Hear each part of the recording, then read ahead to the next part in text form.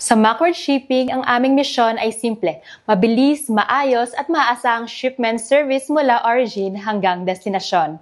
Pero alam namin na hindi madali ang international shipping. Maraming pwede maging hamon para sa mga customers gaya ng seguridad ng kargamento, mahal na shipping cost, kailangan ng flexible na schedule, kakulangan sa kaalaman tungkol sa tamang dokumento. Sa Macward Shipping, nandito kami para tulungan ka, lalo na sa mga air shipments. Narito ang mga kinakailangan dokumento.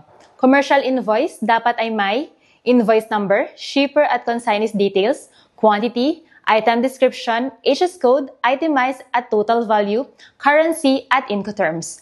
Para sa packing list, dapat malinaw ang gross at net weight, item description, country of origin, quantity. At para naman sa airway bill, naglalaman ng shipper at consignee's details, gross weight, description, airway bill number, number and type of packages, CBM, port of loading, discharge, at delivery.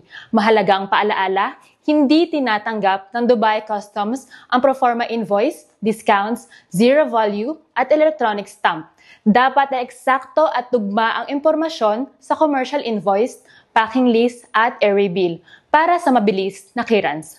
Paano ang proseso? Ang lahat ng dokumento ay manggagaling sa inyong supplier or shipper.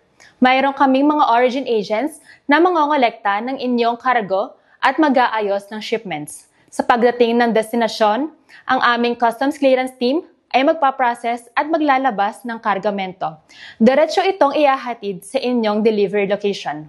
Sa Macward Shipping, tinitiyak naming maayos, mabilis at legal ang lahat ng shipments mo.